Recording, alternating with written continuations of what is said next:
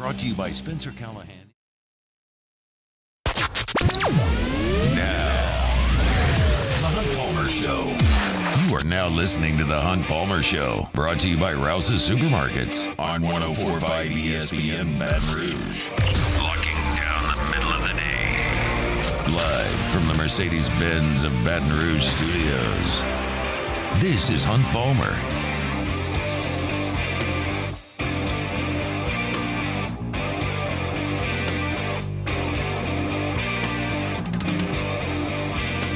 Welcome in. Hunt Palmer coming to you from the Mercedes-Benz of Baton Rouge studio downtown in the capital city on this rainy Thursday, working towards the weekend. We're brought to you by Rouse's Markets and appreciate you hanging out with us. Got Jacob Beck and Cassie Spazzali back there on the ones and twos. Looking up at ESPN, and they've got Marcus Spears coaches his son's basketball team. That's what they're talking about on ESPN right now. It is that time of year, I suppose. But we got a lot to talk about over the next 3 hours. The final four teams making their run through the car wash at SEC Media Days over in Dallas, Texas A&M, Auburn, Arkansas, and Kentucky. We'll talk about all four of them. LSU baseball reels in a couple of commitments yesterday, which is of importance. We'll certainly get to that. And Luke Johnson is going to join us in an hour and a half at 2:30. He is in California. Saints rookies have reported. We'll chat with Luke about all of that. Very much looking forward to it at 2:30. Technically speaking, if you want to go there, you can suggest it is football season. The Saints are there. They're working out. It's a squad workout, organized practices. They're not going to stop until the season ends. Technically, it is football season. I don't know if I'm quite ready to proclaim that just yet in the middle of July, but if you want to, I'm not going to stop you. So let's talk some football and some important football here in Baton Rouge. An announcement that probably surprised a number of people yesterday. DJ Pickett, five-star cornerback from just north of Tampa, was down to three schools: Oregon, Miami, LSU. And if you're paying attention and you were listening to me last week on the show, and we cut this up and put it out on YouTube, and I tweeted out the video, there was a lot of kind of negative internet buzz regarding LSU's defensive back recruiting. Jabari Antoine had committed and then decommitted and visited elsewhere, and DJ Pickett was the number one target, but there were some crystal balls and recruiting prediction machines that were kind of sending him elsewhere. And I don't know that anybody in LSU's football office was panicking or in a bad mood, but we talk to and deal with the fans. You're the folks that help us out here and listen to us and allow us to do what we do, and I think there was a sizable portion of the fan base that was a little cranky a week ago, even a day ago, about defensive back recruiting. And I said, look, all you can do is make your pitch and then have the NIL collective come in and do what they do. You can't kidnap these kids and slam a national letter of intent down their throat and lock them up until they have to enroll. Like, you just make your pitch. And it appeared to me, based on quotes, I don't know DJ Pickett, based on quotes from DJ Pickett, that LSU had done a pretty damn good job with him. He had been to campus a number of times, officially and unofficially. He had said in an interview on the record, my relationship with Corey Raymond is like none other. I felt like LSU had done a pretty good job, and I wasn't willing to absolutely lambaste the entire defensive staff, namely the defensive backs coach, because somebody may not commit to LSU or sign with LSU. I was just willing to let the recruiting cycle play out, let the guys on the field this fall show what they've got, and then maybe kind of, assess things a year into things as opposed to just based on what the internet may say. And it turns out that DJ Pickett, although there were rumors about Oregon throwing major NIL money around, there are rumors about Miami and what they can do in an NIL perspective, and that is his home state. He picked LSU. And this is something that we're used to in Baton Rouge with Corey Raymond on the staff. You're used to top DBs in the nation picking LSU. Derek Stingley, Eli Ricks, Grant Delpit, Jamal Adams, Kevin Tolliver. Like, the list goes on of guys that Corey Raymond went out and recruited Jacoby Stevens from all over the country and in the backyard of Louisiana to play DB at LSU. And that's what you brought him back to do. And I'm not here suggesting in July that you look at DJ Pickett and suggest that this is all done. Recruiting's a wild game now, especially in this era. But I will applaud Corey Raymond and LSU staff's work on DJ Pickett just based on the quotes that I've heard him give. That the relationship I had there is like none other. It's DBU. His willingness to come back more and more often to visit and to camp and all that kind of jazz. LSU's done a really good job here, and that should be expected from LSU's staff. And you look at this 2025 class right now, and it looks really special on paper. You've got Bryce Underwood, the number 1 quarterback, the number 1 player. You've got DJ Pickett, the number 2 corner, number 6 player. Harlem Berry, the number 1 running back, number 16 player. Tyler Miller's ranked 86th in the country. Damian Shanklin's ranked 91st in the country. Carius Kern is the number 2 interior offensive lineman in the country, a top 100 player. They've got 7 top 100 players, including the top quarterback, top running back, number 2 corner, number 2 interior offensive lineman. The class right now is ranked number 3 in the country behind Alabama and Ohio State, both of whom have 23 commits. LSU's at 17. When you look at average rating, LSU's top of the class. Look at blue chip ratio, top of the class. They just need to continue to add players to the class as they sit here with only 17 commits. But it is very, very high quality stuff that LSU's done. And again, 7 days ago, 14 days ago, you could look at this recruiting class and go, cool, number 1 quarterback, very important, awesome, got a couple running backs that look great. Interior offensive line, even offensive line as a whole, looks very good. You've gotten some edge rushers. You beefed up the defensive line. All of that took place around the 4th of July. That all looks great. Where are the DBs? You had bad DB play last year. You got questionable DB personnel this year. Where are the defensive backs? And that would have been a reasonable claim, a reasonable complaint, a reasonable concern. Well, over the last 4 days, you go get Jace Thomas, 4-star safety from Destrehan. And then DJ Pickett, as good a corner prospect as the rest in the country. And he perfectly fits the Corey Raymond mold. Corey Raymond will play with 5'9", 5'10" corners. He would prefer to play with 6'1" and 6'2" corners. This is a 6'4" corner. And while LSU does not have Phil Knight's pockets, does not have Miami's proximity, DJ Pickett said his relationship with Corey Raymond is like none other. DJ Pickett's dad said they want to play against the best of the best. And Miami can't offer that. And Oregon, to a better extent, can in the Big Ten. But I think everyone kind of looks towards the SEC when they look at that. And make no mistake, DBU is still a big deal. And it's even more a big deal because you're rebounding from it with the guy who helped foster it. And I realize, and this is, again, not talking about LSU's football program, this is simply pivoting and talking back to the fans. Like, I realize there are still going to be people who dug their heels in when Corey Raymond was offered the job to come back and accepted and said, this is a bad idea. This guy wasn't recruiting at the end, wasn't developing at the end. Look at Florida. They've been no good. This was a bad decision. And there are going to be people that said that over the last year, really 7 months, and they're going to dig their heels in very likely. And that's fine. It doesn't really matter how you feel about the position coach. All that matters is what the position coach does. But I will stand exactly where I stood when this hire was brought public and Corey Raymond came back. I do believe he was still recruiting at an elite level at the end. I believe Eli Ricks to be a really good player. I believe Dwight McGlothern to be a really good player. That's what was there as he was leaving as their top 2 corners. We already know that Christian Fulton and Derek Stingley were great players and pros. And I think that the end of the Ogeron era got sloppy on a lot of perspectives, but I don't know that DB recruiting was one that I would point to.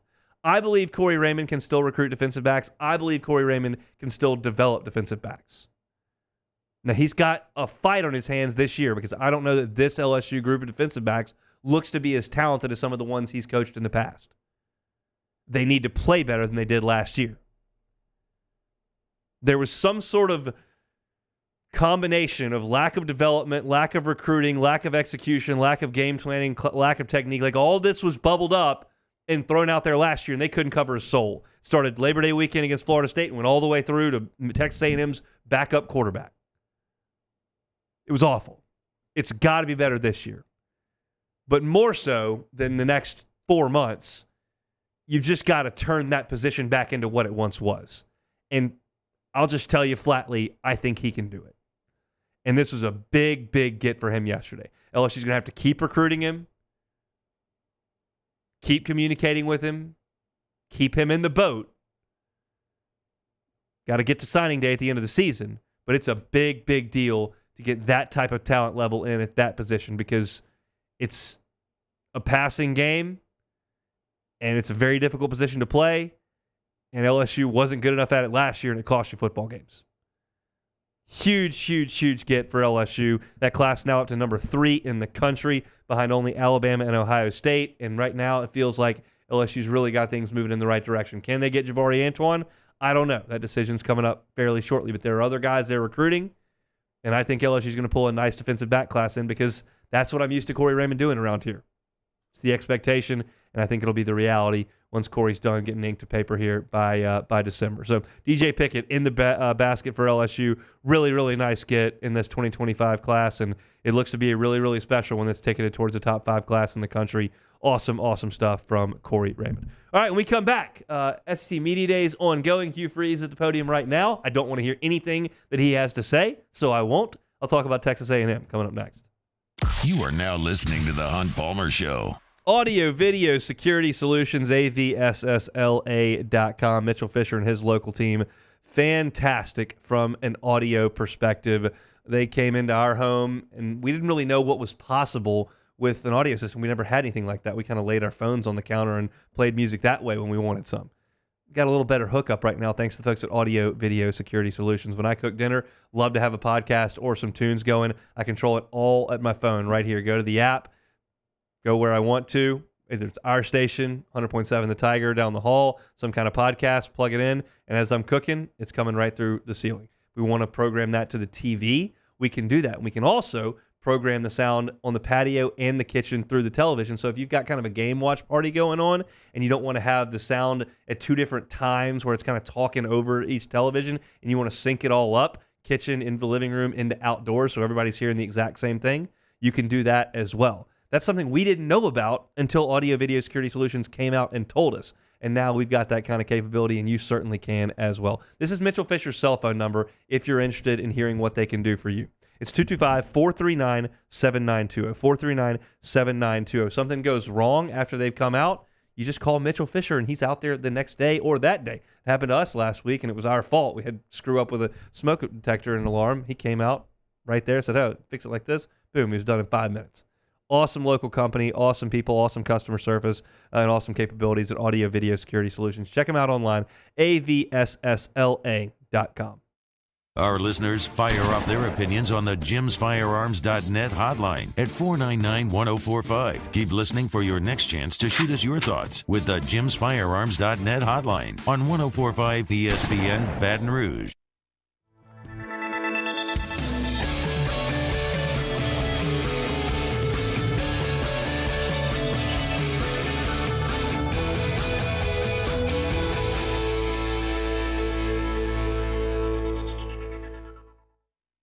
Gulf Coast Office Products is a nationally recognized Savin office equipment dealer based right here in Louisiana. Over 100 employees strong, Gulf Coast has the boots on the ground to support all vertical markets, from education, engineering, legal, and finance. With the latest in office technology, from desktop to production segment units, Gulf Coast and Savin have the perfect fit for you. Call 225-756-2644. That's 756-2644 for Gulf Coast Office Products. At Relief Windows, we're more than windows. We're windows, doors, hardy plank, and vinyl siding. But our number one product is always customer satisfaction. Visit us online at reliefwindows.com. Value Ford has $10,000 off F-150. $10,000 off the new 2024 Ford F-150. And all new Bayou Ford vehicles come with a 7-year, 100,000-mile warranty. The crew at Bayou Ford is going to do right by you.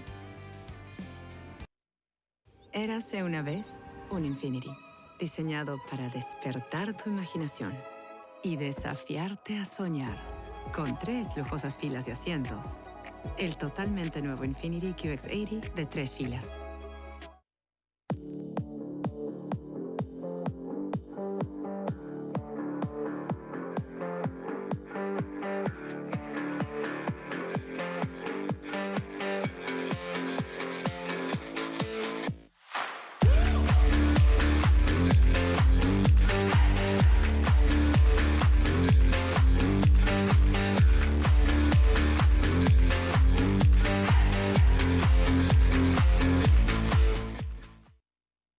Breck teamed up to reimagine your parks, and you imagined big.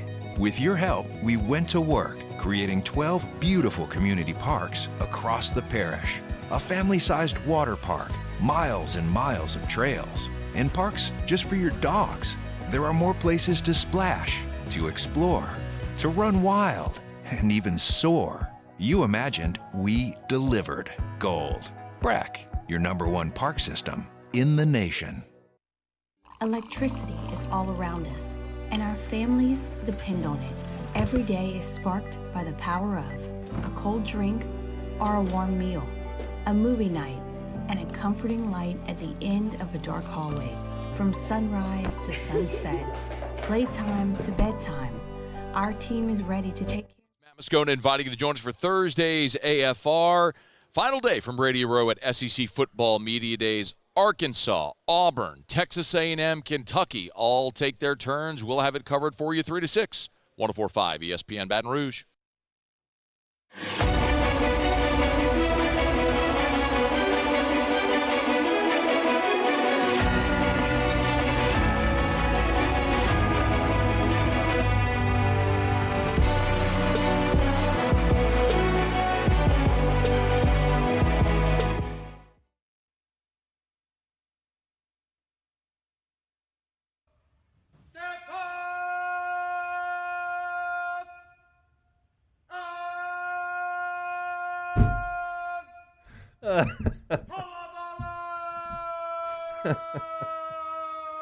I didn't know this was coming.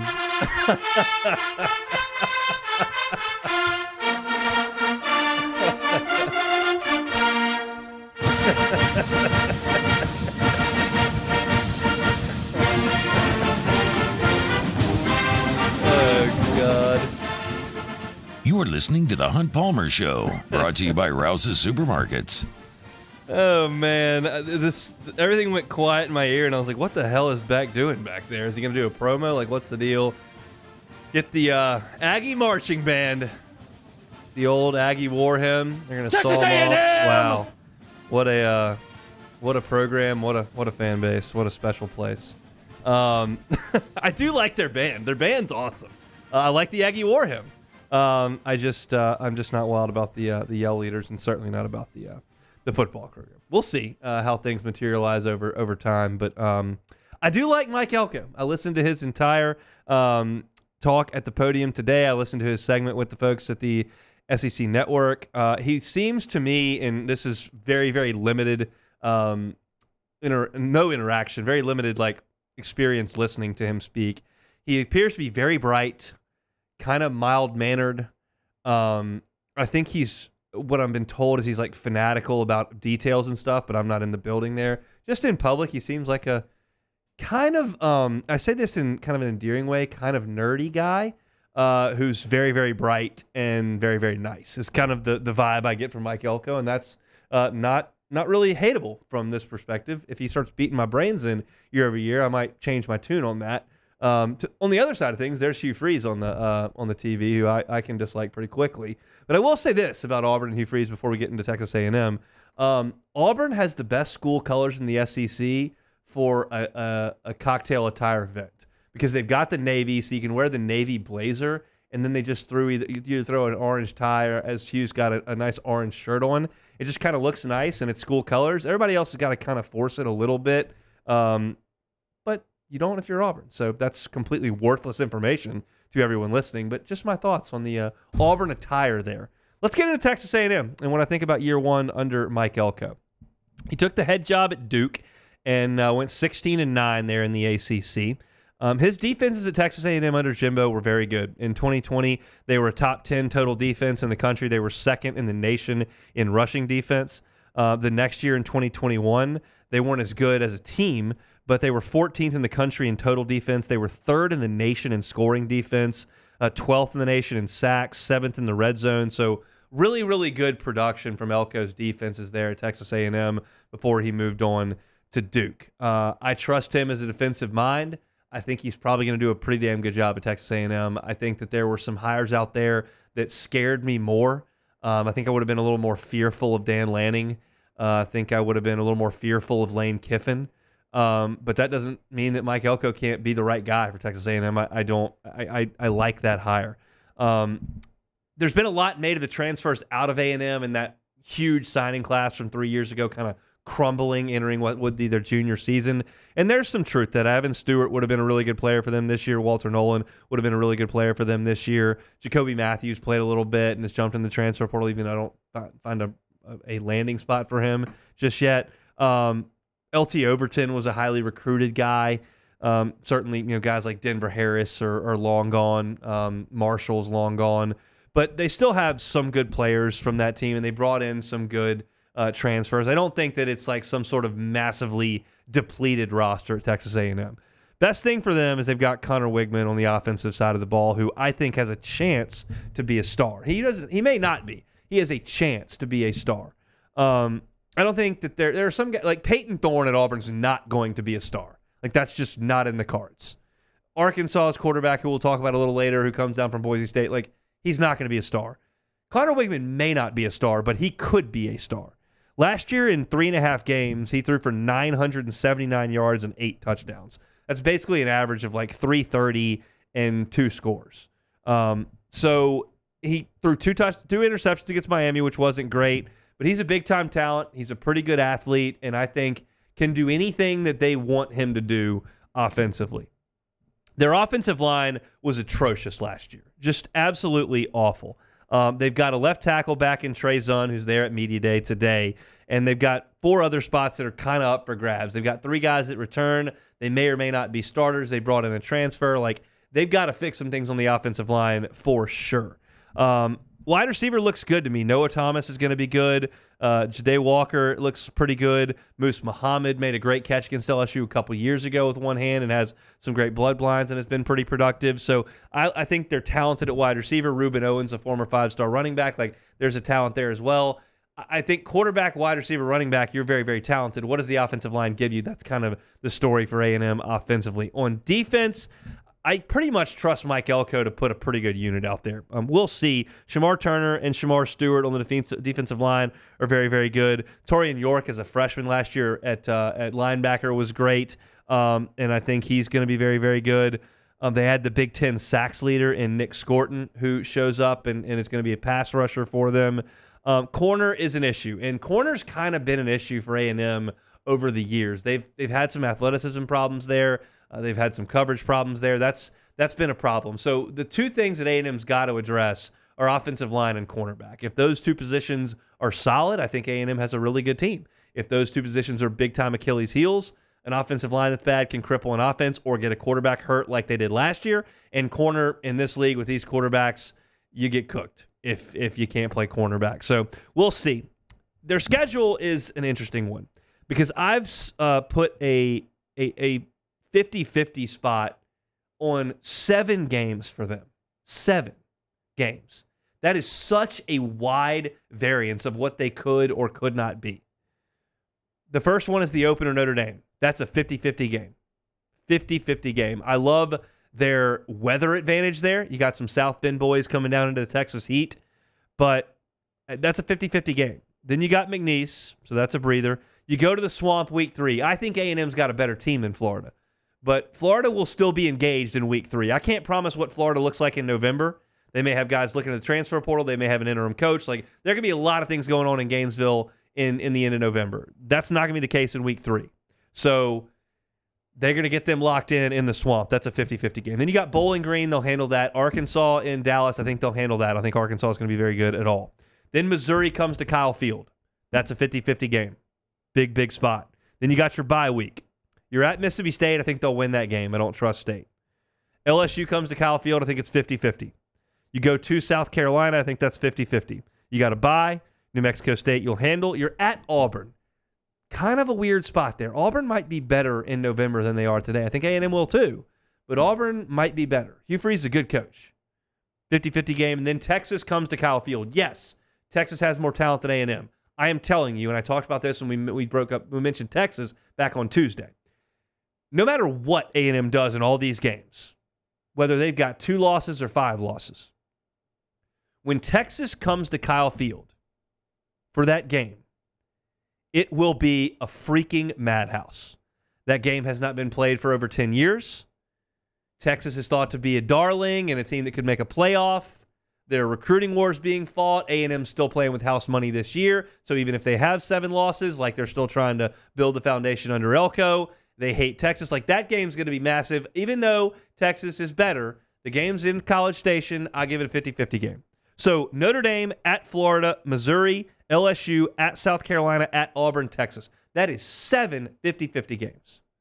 There is a variance here. I can paint you a 6-6 picture in a hurry. 6 losses is not hard for me to come up with. Notre Dame, Florida, Missouri, LSU, South Carolina, Auburn. That's 6. I can come up with 10-2 if I squint. Because your hardest games, Notre Dame, Missouri, LSU, and Texas, those are the best 4 teams on your schedule. They're all in Kyle Field. You don't play Bama. You don't play Georgia. You don't play Oklahoma. You don't play Ole Miss. You don't play Tennessee. Those are some of the best teams in the league. I don't think A&M's got a great football team. I think they've got a really manageable schedule, maybe the most manageable of the more resource-healthy programs. And you've got a pretty good team and a good coach, I think. So as much as it pains me to say it, and Beck plays the old war hymn there to bust my chops, I think A&M's potentially a 9-win team. I think potentially a 9-win team. Could be a 7-win team. I think they could be a 9-win team. You probably settle on 8-4, and that's kind of the punchline. But I think they're going to be pretty good. Big, big, big start for them. Notre Dame at home. Then you got McNeese at Florida. If they're 3-0 at that point, there's going to be some real momentum moving downhill. Because if they're 3-0 at that point, you got Bowling Green, you got Arkansas in Dallas that they ought to win, and then Missouri will come to Kyle Field, and they've got a chance to get to the bye undefeated at that point. We'll see. As far as the LSU game goes, moving back from that end of the season, they'll want to win that one bad. No doubt about it. And I think that it'll be a tough one for LSU. That's one that I'm a little nervous about as we sit here in July. Those are my thoughts on the Texas A&M Aggies. Our Thursday show is brought to you by Rouse's official supermarket of the New Orleans Saints. Looking to do your grocery shopping this weekend. Probably going to want some things you can cook inside. Might not be a great grilling weekend this weekend with all the rain coming in. So grab some things at Rouse's you can cook indoors. You're just going to hang indoors and want some wine, some spirits, some beer. They got all that covered for you as well. Anywhere on the I-10 corridor from Lake Charles all the way to Orange Beach, Alabama, Rouse's has got you covered. Download the Rouse's app. Get your weekend grocery shopping done. Appreciate Rouse's for being our Thursday sponsor each and every week. We will step aside, take a time out. When we come back, we are going to talk about Hugh Freeze's Auburn Tigers. Not on LSU's schedule this year, but I have some thoughts on them. That's coming up next. You are now listening to The Hunt Palmer Show. Visit LeBear's Baton Rouge Casino this summer for exciting live sports action. Got the biggest screens around, and ESPN Bet is live in Louisiana. Plus, Pin Play Rewards members can win up to $5,000 in Pin Cash every single week. So visit pinplaysports.com/cover5 today and register for your chance to play and win. Not a member? Get the Pin Play app today. LeBear's Baton Rouge Casino, your live sports headquarters. Bring your crew for all the action. Must be 21 or older. Gambling problem? Call 877-770-STOP. In times of need, get a full list of phone numbers, websites, and other important emergency information on the Demco Stormwatch page at 1045ESPN.com. There it is, the extra mile. on the border of expected and extraordinary for those willing to go further, like vans customized for work or play, with safety and tech to keep you connected, supported by a 5-star sales, service, and finance team, and backed by the 1-star you know. So go the extra mile. It's never crowded because so few have what it takes to go there. Mercedes-Benz Vans. Elevate brand visibility, ignite customer engagement with the power of radio and digital advertising combined. Guarantee Digital Media brings the two together as a trusted media partner in Louisiana for nearly a century. Claim your free digital audit at guaranteemedia.com. Jerry and Benny Payne began Central Plumbing Company out of their driveway in Tanglewood Subdivision. 50 years later and 4 generations down the road, we continue to serve Baton Rouge and the surrounding areas for all of their plumbing needs. Residential, commercial, industrial, or hospitality, Central Plumbing is here 24/7, 365. We want to thank our customers, family, and friends for 50 years of success. And looking forward to 50 more. Gulf Coast Office Products is a nationally recognized Savin office equipment dealer based right here in Louisiana. Over 100 employees strong, Gulf Coast has the boots on the ground to support all vertical markets from education, engineering, legal, and finance. With the latest in office technology from desktop to production segment units, Gulf Coast and Savin have the perfect fit for you. Call 225-756-2644. That's 756-2644 for Gulf Coast Office Products. I've been doing business with Luba for 25 years. They're dependable, trustworthy. It's just the attention to detail with our clients. Our folks have years and years of experience. They're highly trained professionals, but many companies have that asset. What I'd like to think makes Luba a bit different is that we use those talents in a way that truly is dedicated to serving the needs of the folks who depend on us. Breck teamed up to reimagine your parks, and you imagined big. With your help, we went to work, creating 12 beautiful community parks across the parish. A family-sized water park, miles and miles of trails, and parks just for your dogs. There are more places to splash, to explore, to run wild, and even soar. You imagined, we delivered. Gold. Breck, your #1 park system in the nation. At Relief Windows, we're more than windows. We're windows, doors, hardy plank, and vinyl siding. But our #1 product is always customer satisfaction. Matt Moscona inviting you to join us for Thursday's AFR. Final day from Radio Row at SEC Football Media Days. Arkansas, Auburn, Texas A&M, Kentucky all take their turns. We'll have it covered for you 3 to 6. 104.5 ESPN Baton Rouge.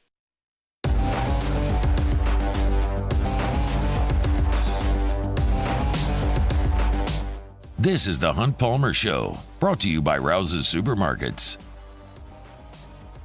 Final day of SEC Media Days. Matt will have you covered from Radio Row. Generally speaking, on that Thursday when Matt does his show 3 to 6, things are real quiet in that hotel. There's a ton of energy on Sunday night, just a burst of energy on Monday as things crank up. Tuesday still really, really good. By Wednesday, a lot of people kind of teetering, and some of the folks who covered the teams earlier in the week have kind of moved on, and maybe a few show up for the later teams. And then by Thursday, it's pretty low energy in my experience at SEC Media Days, and certainly from 3 to 6 this evening, I would think probably a little low energy from the environment, but I have no doubt that Matt can scrounge up some content for you from 3 to 6. I have actually very zero doubt that Matt can do that. Looking forward to his show this afternoon. Part of that will be about the Auburn Tigers. Hugh Freeze currently taking questions in the big media room right now. I'll kind of give you my thoughts on Auburn.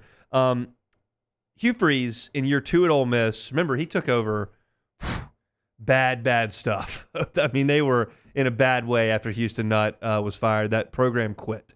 In 2011, that is a team, very rarely do I use that Q word. That 2011 Ole Miss team quit. I was there in Oxford. LSU had a brilliant team that year, obviously, but pick 6, first drive of the game, and they never recovered. It looked like they weren't even trying. And that's the program that Hugh Freeze inherited at Ole Miss. In year 2, they went 8-5. At Liberty, which I can't speak to what Liberty was before Hugh Freeze got there, but I can tell you that I'd never heard of it.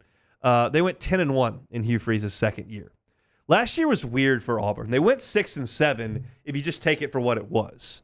But I think you need a little more nuance than just, hey, Auburn was 6-7. They were 3-5 in the league. They had an embarrassing loss to New Mexico State. No two ways about that. The absurdity of the Iron Bowl, where they had 4th and goal from the 31-yard line and allowed that from Jalen Milroe. But also earlier in the year, they lost by 7 points to Georgia and 7 points to Ole Miss.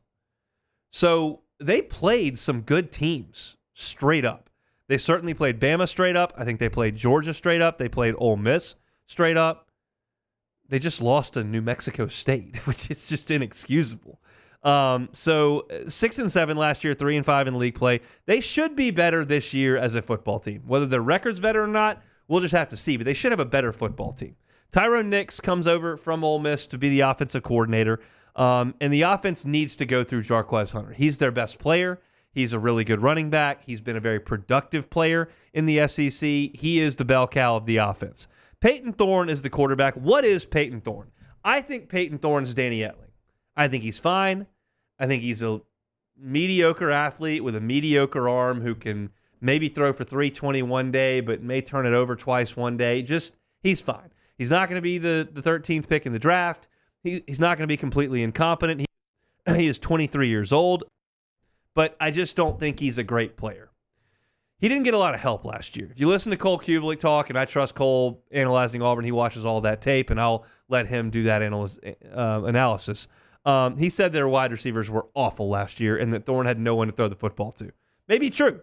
They've tried to address that. They went into the recruiting ranks and got 5-star Cam Coleman, who's drawing all the buzz this summer over on the Plains. Robert Lewis is a quick wide receiver they picked up from Georgia State. Keandre Lambert-Smith comes from Penn State. They've overhauled the room that was apparently their biggest Achilles heel last year. So you got a good running back, a 23-year-old quarterback, new wide receivers, a new offensive coordinator, Hugh Freeze helping to call plays. Like, they should be more functional on offense at the very least.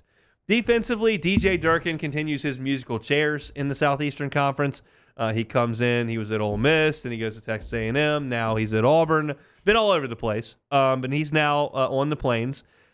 Eugene Estante, 86 tackles and 5 sacks last year, kind of their stalwart on the defensive side. They've got brand new corners that they've got to work in, so I don't know that this is going to be a vintage great Auburn defense. I think it'll probably be a pretty mediocre defense, but I don't think anybody suggests there are massive holes. Hugh Freeze has kind of taken a roster that was hurting and has kind of cobbled it back together. Harsin was a disaster. There's no two ways about that. Without Bo Nix kind of keeping things together and doing what he does his first couple of years where it was good Bo, bad Bo, that was just a bad roster. And Hugh Freeze has kind of fixed that to an extent.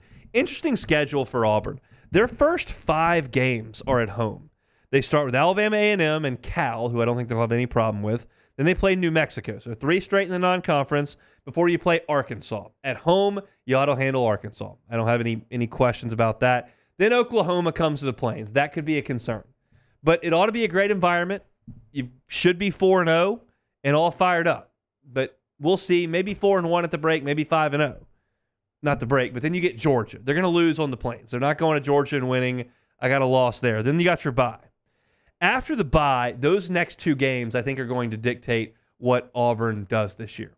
Because right after the bye, you're at Missouri, which I think is going to be tough, and at Kentucky, which could be tough. If you can find a way to go 2-0 there, all of a sudden you could be really staring at 9-10 wins. You go 0-2, it could be a continuation of your loss to Georgia, and you could start spiraling a little bit. And you've got a couple games that are really tough at the end. But you get you get Vandy after those 2, Missouri, Kentucky, then Vandy, and you're going to beat Vandy. Then you got a bye week, and you play ULM. So you got basically bye and ULM 3 weeks to get ready for Texas A&M in Auburn. That should be a really good football game. 2 teams young in those coaching eras who are looking to make statements at the end of the season, and that's before the Iron Bowl. So to me, I look at this, and if I'm trying to put Auburn down on paper right now, beat Alabama A&M, beat Cal, beat New Mexico, beat Arkansas, lose to Oklahoma, lose to Georgia, lose at Missouri, beat Kentucky, beat Vanderbilt, beat ULM, lose to A&M and Bama. That's 7-5. Sounds about right. because you could see 8-4 with this team. I think 6-6 would be a real disappointment in year 2 under Hugh Freeze. If you've listened to Matt all week and kind of talking to some Auburn people and what he thinks Auburn is the team we're not quite talking about enough. I don't know that I'm quite ready to go there. I have seen Hugh Freeze work magic with not super talented quarterbacks. Bo Wallace comes immediately to mind. So maybe he can make Peyton Thorne a better player with those wide receivers than he was last year. I tend to think Tennessee is the team we're not talking about enough, not necessarily Auburn, who I think is probably 7-5, but that's the beauty of kind of seeing where this thing lays. I don't have Auburn in that muddle below Georgia and maybe Texas. Below Georgia and Texas, I've got Alabama right in there. I've got Tennessee right in there. I've got LSU right in there, potentially Missouri and Ole Miss, right in there. And then you got to drop down, I think, to the A&M and Auburns of the world right there. That's where I find Kentucky potentially on that level, South Carolina, Florida, and then you got to dip down further, I think, for me, for Mississippi State, Arkansas, and Vanderbilt. So I think Oklahoma's potentially in that top tier with LSU. I was just kind of going off the top of my head there. But I don't think Auburn's in that group. I think they're in tier C, the third tier. But with Hugh Freeze, you could work your way up. He's a really good football coach. It's one of those things that I don't necessarily have any interest in talking to him. I don't love listening to him talk. I got problems with the whole pass there, and maybe that's narrow-minded of me, but it's just the way that I feel. I've told you I don't have any. I like Mike Elko. I like Lane Kiffin. I like Sam Pittman. I don't really. Billy Napier's kind of a boring dude, but I like Kalen DeBoer on his face. I don't have any problem with Brent Venables. Like there are a lot of coaches in the SEC that I do like. This one I just can't quite get there. Just something not sitting great with me with old Hugh. So that's my look at the Auburn Tigers. We still got plenty to get to from a football perspective here over the next hour and 20 minutes or so. Haven't previewed Arkansas. We will. Haven't previewed Kentucky. We will. Luke Johnson is in California covering the New Orleans Saints. Their rookies have reported to camp, so we'll talk to Luke in the second hour as well. When we come back, we are going to shift things over to baseball. I told you that baseball was in the rearview mirror. It was football season yesterday. That was just a lie. I meant it. My intent was good there. I thought we were going to move on, and then Jay Johnson went and robbed A&M blind. So we're going to talk about robbing A&M blind and talk about the guys that they've brought in yesterday and kind of talk about what that means for this baseball program. Don't go anywhere. We got one more segment to go. We'll talk some baseball here on the Hunt Palmer Show. You are now listening to the Hunt Palmer Show. Every shot, every goal, ESPN Bet has fans covered for the biggest moments on the road to a championship. Your exclusive sportsbook of ESPN is the only place to find special offers and promotions from your favorite ESPN shows and personalities throughout the playoffs. New users can get a bet reset up to $1,000 in bonus bets if your first bet doesn't win. Download ESPN Bet today. What a play. Must be 21 or older. Gambling problem? Call 1-800-522-4700 in partnership with LeBears Lake Charles. Terms and conditions apply. See app for details. Get the 104.5 ESPN Baton Rouge app powered by Bayou Ford and tap the microphone icon to send us your thoughts in an audio message. Your message could be played on air during Off the Bench with Esther and T-Bob, the Hunt Palmer Show, and after further review with Matt Moscone. Bayou Ford has $10,000 off F-150. $10,000 off the new 2024 Ford F-150. And all new Bayou Ford vehicles come with a 7-year, 100,000-mile warranty. The crew at Bayou Ford is going to do right by you.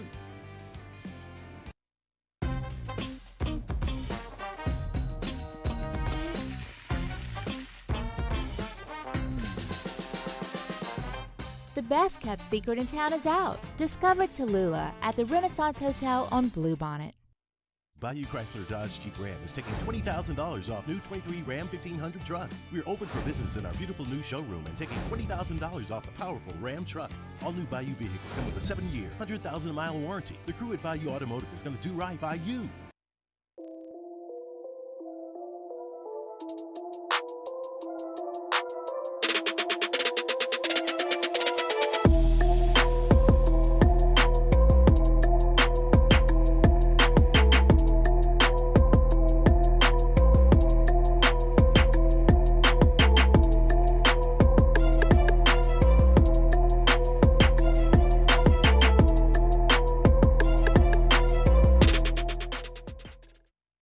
Electricity is all around us, and our families depend on it.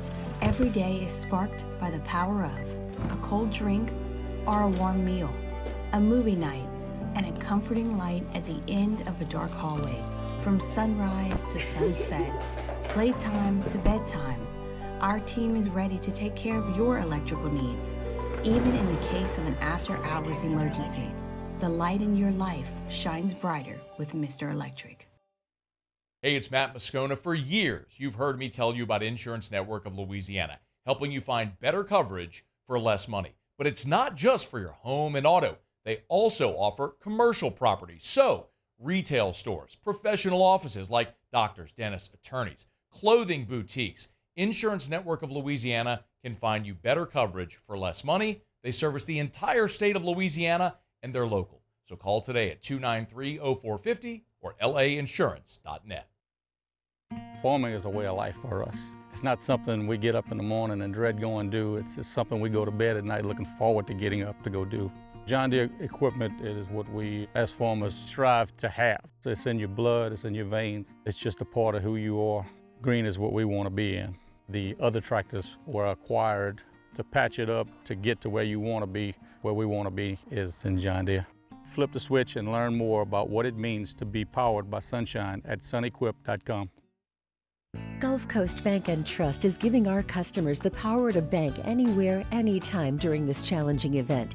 And we're right there with you. Our mobile banking app is... Matt Moscona inviting you to join us for Thursday's AFR.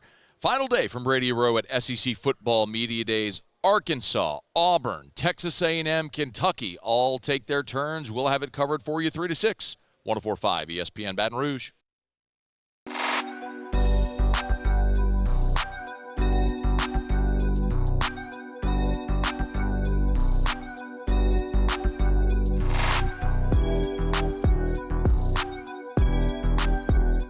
You are listening to The Hunt Palmer Show, brought to you by Rouse's Supermarkets.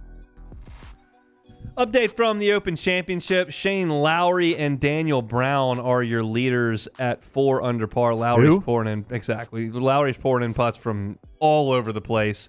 Former Open champ at Royal Port Rush. Justin Thomas, really nice round of 3 under earlier today, shot 68. He sits there and in solo third place. Justin Rose 2 under. Xander Schauffele 2 under. Adam Scott 1 under on the day. So is Brooks Koepka. Couple of notable scores here as we move down the leaderboard. Scotty Scheffler and Jordan Spieth burst even par out on the golf course. John Rahm shot 2 over. Brian Harman, the defending champ, shot 2 over. Sam Burns continues just poor play in majors. I don't really know other way to say it. He's 5 over through 15. Tiger Woods 6 over through 15. Rory McIlroy shot 78 today, plus 7 on his round. And Cam Smith, talking about falling off a cliff after going to LIV, plus 9 on his round today.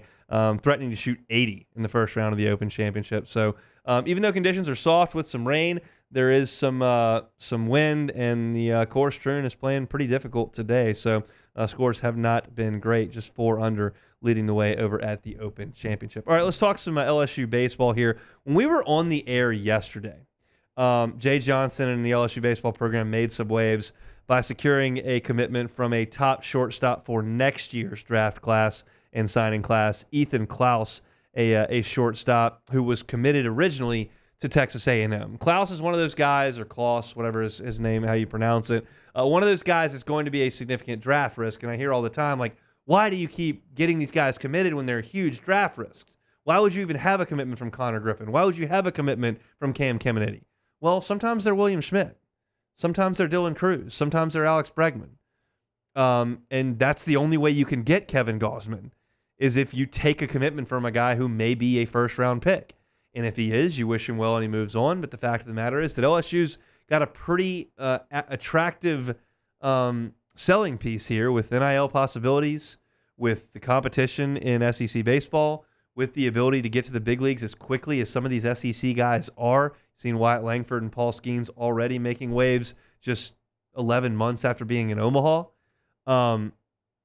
And so you continue to try to take those guys. And certainly A&M thought they had a shortstop committed there, and he decides to flip to LSU. This does not happen very often in baseball. Generally speaking, in baseball, when folks commit, the recruiting really slows down. That's kind of changed in the NIL world. There's been some more flips than you would think. William Schmidt was committed to Mississippi State once upon a time. flips to LSU. Ethan Kloss committed to Texas A&M, flips to LSU. It's happened a little bit more, but it's still not completely prevalent, which is why I was stunned to get on Twitter yesterday and see that LSU had taken a second Texas A&M commitment within a matter of hours in Cooper Williams, a left-handed pitcher who's actually in this class, who's going to join LSU's baseball team for next season. He's a left-handed pitcher from Alvin, Texas, and a guy that was really coveted by Texas A&M. I was looking over at some of their draft content, and he was a guy they thought that might get picked in the first 10 rounds and sign a professional contract. The stuff that I saw on the internet had his fastball in the very low 90s, 90, 91, 92, but he is left-handed, and that's something that LSU's kind of looking for. He thought maybe you could get Griffin Herring back. He decides not to, so you got Cade Anderson, you've got DJ Primo, you bring in Connor Ware as well, so those guys are all left-handed arms for you, and Cooper Williams may be able to help this year. I kind of think that he may be a year away, but he's certainly a big-time talent, and guy that A&M definitely wanted in the boat, and Jay Johnson goes out and makes it happen. What I want to say is that as long as Jay Johnson's the head coach at LSU, I'm just not going to spend a lot of time concerned about roster composition. I told you 3 weeks ago that, hey, I don't love the makeup of this team right now, and since then he's gone out and got Daniel Dickinson and got Anthony Ianson, and William Schmidt's in the boat now, and the Major League Baseball draft has passed, and you got a couple of guys through the draft that I didn't necessarily know that you would. You got Curiel through, you got Aaron Beatty through, you got Mikey Ryan through, and all of a sudden you look up and the depth is really, really there. Maybe the star power is not there, but the depth is absolutely there. And you could say, well, I mean, look, 2 years ago they didn't host a regional, lost in a regional this past year, didn't get out of a regional. That's the most important thing. And I would go, well, if you want to boil it down, yes, that is the most important thing. Winning and getting into the postseason and winning regionals and supers and getting to Omaha and winning the whole thing, that is the most important thing. But the only way to, quote-unquote, guarantee that, which of course you can't, is to build the best roster that you can each and every year. And this past year, I think Jay Johnson built a roster good enough to get to Omaha and make noise. I do. I think it took so long for that roster to click that they got dealt a very difficult hand in Chapel Hill and couldn't survive it. And that's just the breaks. That's the nature of the sport. The sport ultimately rewards teams that play the best at the end, but you also do get rewarded for playing really well the entire time because you get to play lesser teams in your home ballpark, and LSU didn't do that. But you would be hard-pressed to look at that LSU roster last year and go, well, they weren't good enough. Because they had two really good starters that pitched really well in the postseason. They had one of the best hitters in the country, two of the best power hitters in the country, young talent, older talent, left-handed hitting, and they beat Texas A&M in a series. And they did what they needed to do against Ole Miss and Auburn and Missouri to get where they needed to go. They went to Tuscaloosa and won 2 out of 3 and should have swept if not for one bad throw. At the end of the season, they were one of the best teams in the country.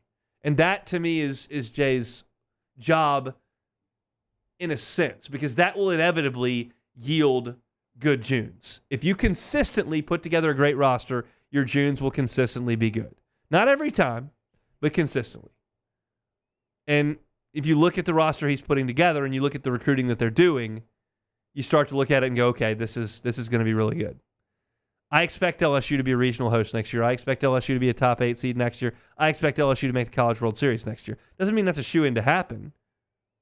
Doesn't mean I know the exact rosters of everybody around the conference, which is all I really need to know at this point. But I feel pretty good about where LSU is, and hopefully Cooper Williams can help with that because he's a big-time talent as a left-handed pitcher. So great news for LSU from a baseball perspective yesterday as they flipped 2 Texas A&M commitments to the purple and gold.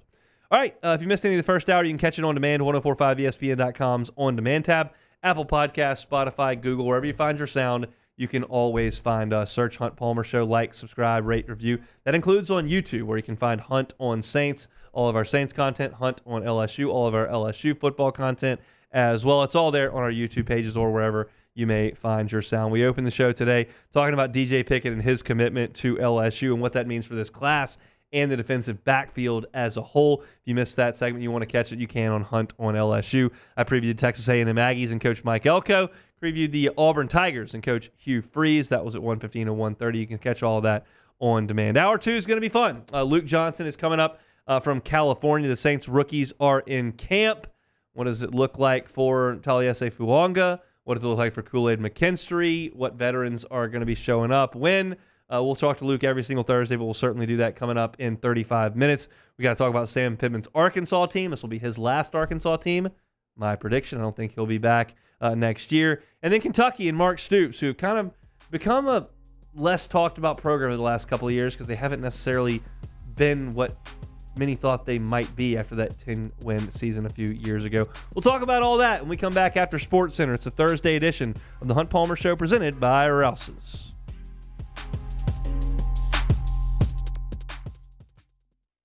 Bayou Chrysler Dodge Jeep Ram is taking $20,000 off new 23 Ram 1500 trucks. We're open for business in our beautiful new showroom and taking $20,000 off the powerful Ram truck. All new Bayou vehicles come with a 7-year, 100,000-mile warranty. The crew at Bayou Automotive is going to do right by you. At Relief Windows, we're more than windows. We're windows, doors, hardy plank, and vinyl siding. But our number one product is always customer satisfaction. Visit us online at reliefwindows.com. Oh, by the way, we do shutters too.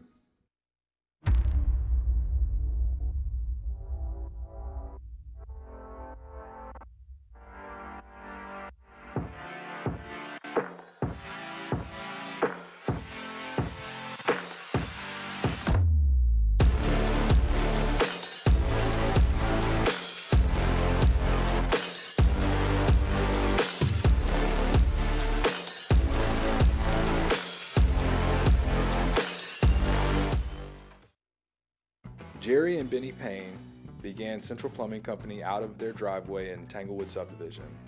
50 years later and 4 generations down the road, we continue to serve Baton Rouge and the surrounding areas for all of their plumbing needs. Residential, commercial, industrial, or hospitality, Central Plumbing is here 24/7, 365. We want to thank our customers, family, and friends for 50 years of success. And looking forward to 50 more. Gulf Coast Office Products is a nationally recognized Savin office equipment dealer based right here in Louisiana. Over 100 employees strong, Gulf Coast has the boots on the ground to support all vertical markets from education, engineering, legal, and finance. With the latest in office technology from desktop to production segment units, Gulf Coast and Savin have the perfect fit for you. Call 225-756-2644. That's 756-2644 for Gulf Coast Office Products. I've been doing business with Luba for 25 years. They're dependable, trustworthy. It's just the attention to detail with our clients. Our folks have years and years of experience. They're highly trained professionals. But many companies have that asset. What I'd like to think makes Luba a bit different is that we use those talents in a way that truly is dedicated to serving the needs of the folks who depend on us. Breck teamed up to reimagine your parks, and you imagined big. With your help, we went to work, creating 12 beautiful community parks across the parish. A family-sized water park, miles and miles of trails, and parks just for your dogs.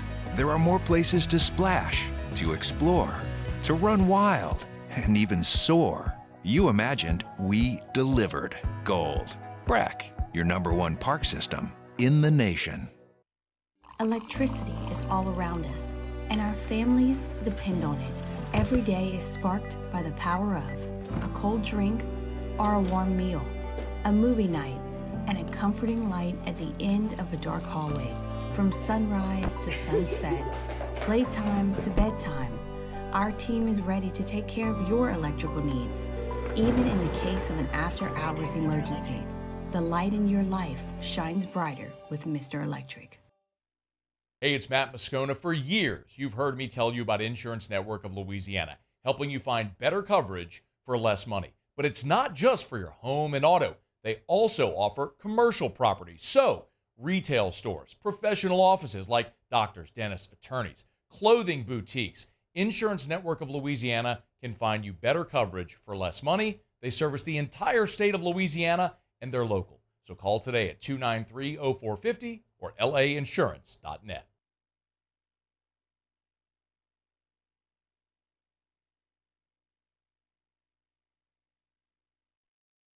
This is SportsCenter. I'm Doug Brown. ESPN's Adrian Wojnarowski reports the Utah Jazz get guard Russell Westbrook in a sign and trade with the Clippers.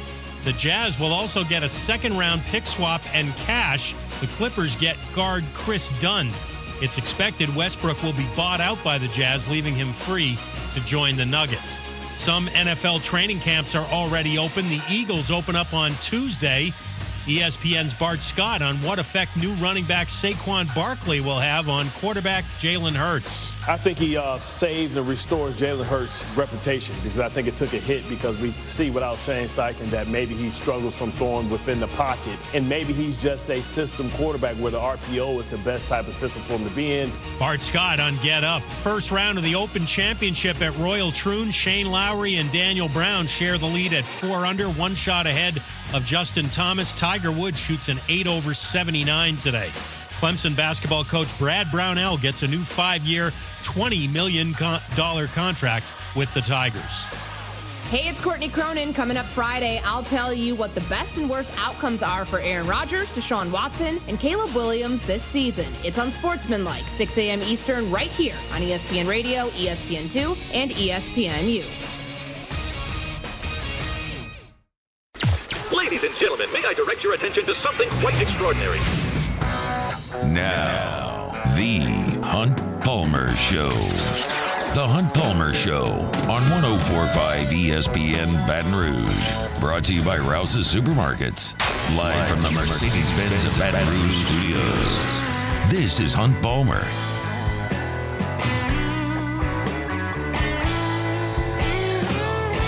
Hour number 2, Thursday edition of the Hunt Palmer Show, presented by Rouse's. If you're in the capital city, hope you're staying dry and safe out there. It looks like a kind of a nasty 8 or 10 days coming up. I'll be completely frank with all of you who are listening. I strongly considered taking tomorrow off just to go play golf. I don't have a family vacation or summer vacation scheduled in any capacity. No week off to look forward to here or there. I just realized this like in the middle of summer. I was like, I don't have any scheduled time off. So I was just going to take a Friday and go play golf, and this is one that I kind of had pegged. And yesterday I just bailed on that. I'll be here doing the show tomorrow because the weather looks so bad. Well, and it doesn't look like it's going to get much better in the foreseeable future. The highs are like 88 moving forward. Yeah, it's great, but let's rattle off the rain chances for the next few days. So today 100%. Yeah, that's good. Tomorrow's 60, Saturday 50, Sunday 80, Monday 90, Tuesday 80, Wednesday 80, Thursday 50, Friday 60, Saturday 60. Do you know what that percent means? Like, what does that mean to you? I always thought that it meant there was just that was the percentage chance it was going to rain. Right. But I think I've heard someone say that it means that's a percentage chance that it'll rain wherever you're at. So what I've been told, I wouldn't swear to this under oath, but I believe this is correct. It means in your like local news area. Right. That if it's 60%, like 60% of y'all are getting rain and 40% of y'all are not getting rain. Like that's what I believe what it is. And we've always been like, that's the chance that it's going to rain. And I guess theoretically that is the way it kind of works that way, but it's just, it's read a little differently but like, 40%. No, that's not great. Not like completely foreign for this time of year where it rains all the time. And the other thing is like when fall camp starts up for LSU, when you get those rain chances, they go inside where it's a little more palatable as opposed to just having the heat just hammer you. I don't know if they can get as much. They get a lot done, but there's not as much surface area and room to get it all done when the rain comes. Just kind of part of it. So stay dry and stay safe out there on the roads here in South Louisiana if you're out and about. Let's talk about the Arkansas Razorbacks. And let me talk about one thing before we get to this year's Arkansas team. We do not talk nearly enough about Chad Morris's run in Fayetteville. You want to talk about legendary stuff. This man shows up, puts on the red tie, calls the Hogs at a press conference, proceeds to win the exact same number of SEC games as my cat Teeny, gets a huge buyout and skips town. This man did not win one league game at Arkansas. Not a one. And that is what Sam Pittman inherited. We should talk more about Chad Morris. They should do a 30 for 30 on Chad Morris. Winning 0 league games is one hell of a thing. That's what Sam Pittman took over. And so when he did that, he also took over as we went into the pandemic. So in 2020, he goes 3-7. And three of those losses were wildly competitive. If you'll remember, there was this weird forward pass thing with the spike at Auburn. They should have won the game. It should have been a turnover. It wasn't. They couldn't, and then they didn't win the game. And then they lose by 3 to LSU, and they lose by 2 to Missouri in a shootout. Like, they were 3-7, which is a huge improvement. They won 3 league games after having not won any under Chad Morris. But they could have won 5 games that year. They could have won 6 games that year. So everybody's feeling pretty good about Sam Pittman. Then they come back in 2021. They go 9-4. And oh, by the way, in that 9-4, they lost 52-51 to Ole Miss and only lost by 7 at Bama. Like, they could have been a 10-win team. They beat Texas A&M. They beat LSU. They beat Missouri. They beat Penn State. My gosh, Sam Pittman is the toast of Fayetteville. And it ain't been good since. Little rise in year 1, spike in year 2, crash. Year 3, 7-6, 3-5. Year 4, 4-8, 1-7. And quite frankly, Sam Pittman didn't get fired last year because Arkansas didn't want to pay the buyout. Because Arkansas did what everyone does. When a coach has some success, you slap more money and more years on the contract and hamstring yourself for the buyout. It happened in College Station. It happened in Baton Rouge. It happens every 2 years in Auburn, Alabama. Everybody like, well, we got to give the coach more money, more years. Well, now we got to fire him. What do we owe him? Oh, my God. And Arkansas looked at the, oh, my God, and said, well, we're not going to fire him. We'll just have him bring in his replacement. And that's what they did. They brought in Bobby Petrino, who will be the head coach in Fayetteville in about 25 minutes. Sam Pittman, his last 2 years, 11-14, 4-12 in the league. So they brought Petrino in. Like last year, Arkansas gave up the most sacks in the SEC and the most tackles for loss in the SEC. That's supposed to be Sam Pittman's baby. He's supposed to have the offensive line humming. He may not be great at everything else. He's great at drinking beer on the boat. But he's good at offensive line, and they hadn't been good on offensive line for the last 2 years. So they brought in 3 transfer offensive linemen they expect to start, and they have to get a new quarterback. KJ Jefferson now plays for Gus Malzahn at Central Florida. And he brought in Taylon Green from Boise State. Taylon Green is 6'6", 225 pounds. He runs really well for a 6'6" frame. He didn't throw it great at Boise. He only completed 57% of his throws. Last year threw for 1,752 yards, which is not awesome. 11 touchdowns, 9 picks. Like, that's real questionable throwing ability. But he's a good athlete. He ran for 436 yards. He ran for 9 touchdowns. He ran for almost 6 yards a carry. Like, they brought in a good athlete. I just don't know how well he can throw it. And Bobby Petrino is better with a quarterback who can throw it. Now, I don't mean we have to go back literally 13, 14 years ago to Ryan Mallett, may he rest in peace, Tyler Wilson, those type of guys. But he also, threw it around a little bit with Connor Wigman last year as well. So he would, I think, prefer to have a guy that can sling it. I don't know that Taylon Green is that guy. They lost Rocket Sanders. He's now at South Carolina. They do have a great tight end. Luke Haas is an awesome tight end. He killed LSU last year. Was fantastic in that game. But I don't know if the personnel is good enough on offense for Arkansas. Defensively, they got one really good player, Landon Jackson, who we know very well, was at LSU. Could be an All-American. He's at Media Days with them today. Should be pretty good. They were decent on defense last year, not great. So what does the schedule look like?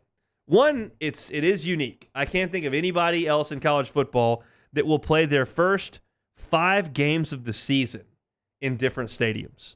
They open with Arkansas Pine Bluff and Little Rock. Then they play at Oklahoma State and Stillwater. Then they play UAB in Fayetteville. Then they go to Auburn, which is in Auburn. And then they play Texas A&M in Arlington.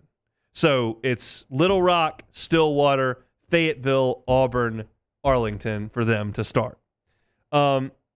I think based on how the Oklahoma State game goes in Stillwater, the Auburn game goes in Auburn, and the A&M game goes in Arlington, we'll know at that point if Sam Pittman's going to be the coach for much longer. If they lose all three, lights out. It's over. If they can find a way to win one, maybe you can start to glimpse at respectability. Because I can paint a picture if they can win one of those games. They beat Arkansas Pine Bluff. Let's say they beat a UAB. They beat Auburn on the road. Then they go to Mississippi State and maybe can win a game. They can definitely beat Louisiana Tech, and that could get you to 5 wins. Is 5 wins enough? It probably shouldn't be. Because you look at the schedule, and that's probably all there is out there. Like, they're not gonna beat Tennessee. They're not gonna beat LSU. They're not gonna beat Ole Miss. They're not gonna beat Texas. They're not gonna go to Missouri and win. So that's already 5 games right there that I don't think you've got a chance in. You don't play Bama. You don't play Georgia. You don't play Oklahoma. But you also don't play Vandy. You don't play South Carolina, who I don't think is good. Don't play Florida. Don't play Kentucky. So, like, what is the threshold? I talk about this all the time, like, knowing who you are. And I think Arkansas should realize, like, you're not going to be a true threat in this league. Like, I most of the time when Arkansas loses and I jump over to Hogville and kind of join in their tears over there, they mainly say, like, we're never going to be a great program again like we were in the 60s and 70s. Like, that time is over. There's not enough good players at Arkansas, and you got to recruit them from too far away. It's just not going to happen. But I think they can hire a better head coach than Sam Pittman. And so I think no matter what the record is, unless they win 8 games this year and just completely show up out of nowhere, like, they need to move on and find somebody. They can pay a coach to come in there and do a better job than what Sam Pittman's going to do. Again, I don't need them to go all Nebraska and start firing 8-win coaches, but Sam Pittman is probably closer to a 5 or 6-win coach than an 8-win coach. And those are the margins in Fayetteville. You're never going to get a 10-win coach. That's not a realistic thing. An 8-win coach is where you can get to. I don't think Sam Pittman's that. Sam Pittman won 9 games once and then has settled ever since. And so I think that if I'm putting the over-under on where Sam Pittman is fired, I think that this is my prediction on their season. I think they beat Arkansas Pine Bluff. They lose at Oklahoma State. They beat UAB. They lose at Auburn. They lose to A&M. They lose to Tennessee. They lose to LSU. That's 2-5. They lose at Mississippi State 2-6. They lose to Ole Miss. That's 2-7. They fire him at the bye week at 2-7. And then the interim coach coaches against Texas, Louisiana Tech, and Missouri. And then they find a new coach in December. I think at 2-7, they move on from Sam Pittman. Like, the bottom's got to fall out of a few teams. And to me, I'll just point right to the 4-8 team that doesn't have very good talent. They were 1-7 in league play last year. And the one team they beat fired their coach. So that's where I think things land for Arkansas. They could really use a little Vanderbilt early in the season. They could really use a better non-conference game than at Oklahoma State. Be better if they played Rutgers or somebody. If you squeezed Indiana onto the schedule, having some tough stuff early, I don't think it's going to work out very well for the Hogs. That's how I think things working out up there in Northwest Arkansas. Beautiful place, beautiful part of the country. Not a great football team this year. All right, we'll come back and talk a little bit about Kentucky. Luke Johnson from California talking Saints. Still plenty to get to here on a Thursday edition of the Hunt Palmer Show. You are now listening to the Hunt Palmer Show. Evolve Physical Therapy, evolvept.com. Robbie Bolton, almost 20 years as a physical therapist. If you've got a youth athlete in your home who got hurt, not really sure what to do, Robbie Bolton is happy to work with the youth here in Baton Rouge. We've got an incredibly active youth community here, got incredible facilities and incredible youth programs with sports, and injuries happen. These kids want to get back to playing. Robbie Bolton is happy to help you with that. Maybe it's a 9-year-old gymnast, 12-year-old baseball player. Maybe it's a high schooler who needs Tommy John surgery. That happens a lot now. Robbie Bolton and his team work with that kind of thing all the time. They're very hands-on. We know that kids heal very, very quickly. Robbie Bolton is here to facilitate that healing so that the kids can get back to being their active self. Robbie Bolton says this all the time. Once I will see you forever. If you've had a bad physical therapy experience or not sure where to go for physical therapy, Evolve Physical Therapy is where you need to go. It is the physical therapy clinic in Baton Rouge. EvolvePT.com. They're on Starring near Highland Road. It's Robbie Bolton and his team at Evolve Physical Therapy. Our listeners fire off their opinions on the jimsfirearms.net hotline at 499-1045. Keep listening for your next chance to shoot us your thoughts with the jimsfirearms.net hotline on 1045 ESPN Baton Rouge.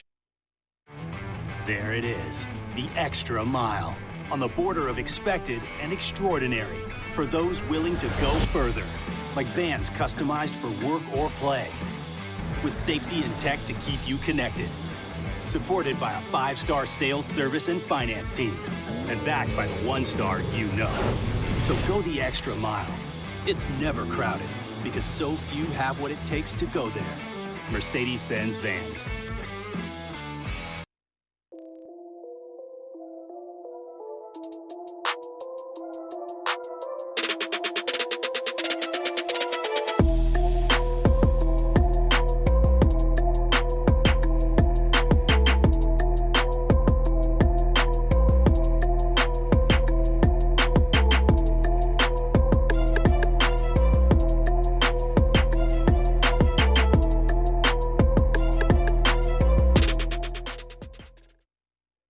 The Windsor Senior Living Community in Mandeville, Louisiana is a beautiful, vibrant apartment community geared toward seniors.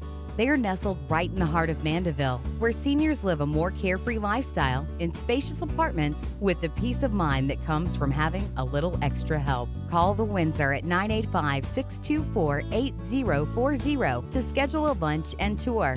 Come see how the Windsor can be your passport to peace of mind.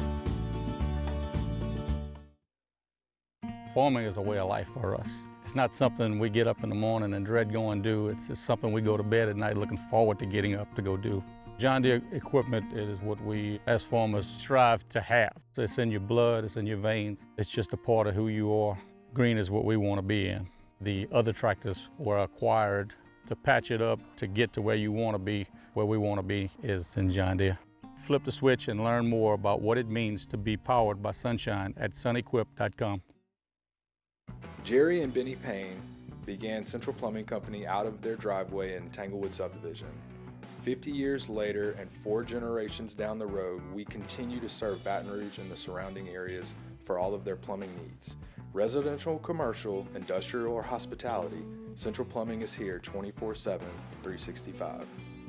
We want to thank our customers, family, and friends for 50 years of success. And looking forward to 50 more. Gulf Coast Office Products is a nationally recognized Savin office equipment dealer based right here in Louisiana. Over 100 employees strong, Gulf Coast has the boots on the ground to support all vertical markets from education, engineering, legal, and finance. With the latest in office technology from desktop to production segment units, Gulf Coast and Savin have the perfect fit for you. Call 225-756-2644. That's Matt Moscona inviting you to join us for Thursday's AFR. Final day from Radio Row at SEC Football Media Days. Arkansas, Auburn, Texas A&M, Kentucky all take their turns. We'll have it covered for you 3 to 6. 104.5 ESPN Baton Rouge.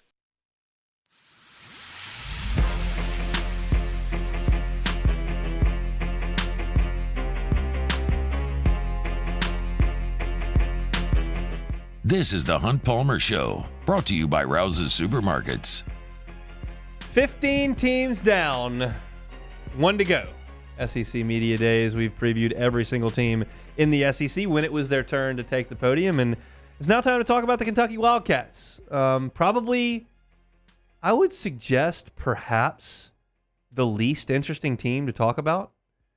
Not a new coach, not a team that's a threat to make the playoff, not a team that's probably about to fire their coach, not a team that's on LSU's schedule, not a team with some sort of great tradition. It's just, there's just not a lot of substance to Kentucky. And I think that's kind of the way Mark Stoops likes it. And that's kind of the way that he's positioned them, because we understand, and maybe we've forgotten, because it's been a while. Credit to Mark Stoops. We've forgotten how bad Kentucky can be. Like, you are one move away at Kentucky from going 1-7. Like, right there. So is Mississippi State. So is Arkansas. I think South Carolina could be in that boat. Missouri's in that boat. Like, you can really mess things up quick if you don't have the right guy in there. And I could suggest that Mark Stoops is the right guy at Kentucky. You can talk all day about whether or not Texas A&M should have hired him and what happened on those Jets and what Ross Bjork was doing, and we'll see. But Kentucky's got their guy back, and they're coming off back-to-back seasons where they were 7-6 and 3-5 in league play. They've beaten Florida in back-to-back seasons. Shout out Billy Napier. They beat Mississippi State in back-to-back seasons. Shout out Zach Arnett. But nothing really else to show for it. They've made 7 straight bowl games. They've got 6 winning years out of 7. And the one year they weren't was the COVID year. And keep in mind, Kentucky's only won 7 games 23 times in their history. 7 of those are by Mark Stoops and 6 are by Bear Bryant. That's more than half. So he's been probably the best coach in their history in terms of production.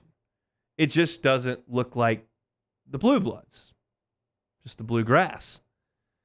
On offense this year, Liam Cohen's gone. He's played musical chairs all over the place. He was at the Rams, and then he went to Kentucky, then he went back to the Rams, and he went back to Kentucky, and now he's moved on, and they're going to look in a different direction. Brock Vandegrift's going to be their quarterback. He was a 5-star recruit that signed with Georgia out of high school but couldn't beat Carson Beck out.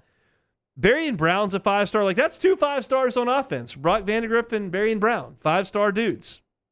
They don't have Ray Davis running the football. He was great last year. They've got Diamante Chip Trayanum. Chip Trayanum.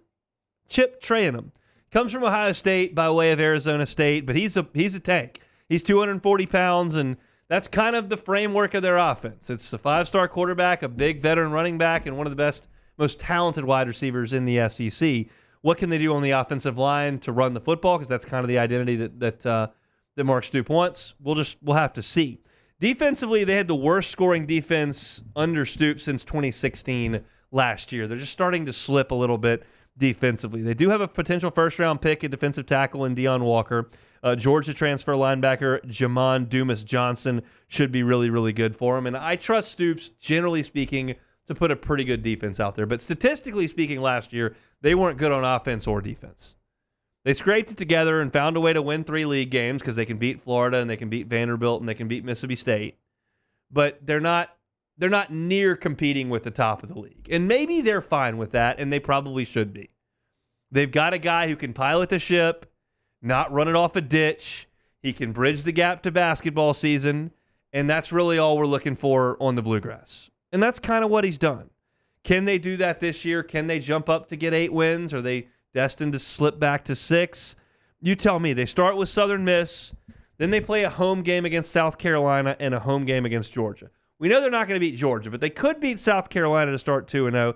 Then they've got Ohio, and then they go to Ole Miss. So before the bye, I don't think they have any chance of going to Ole Miss, and they're not going to beat Georgia. The question is, are they going to be 3-2? Or are they going to be 2-3? You go to the bye, then you got Vandy and at Florida and Auburn. You could win all 3 of those. Like, they could win all 3 of those games after that bye. Then they go to Tennessee. I don't think they're going to win that one. Then they got a bye, and they got Murray State before they go to Texas. They won't win that one. And they play Louisville at home. They cannot win at Ole Miss, at Tennessee, or at Texas. But can you beat South Carolina, and can you beat Auburn at home? Can Kentucky beat those 2 teams at home? That's the swing in the season.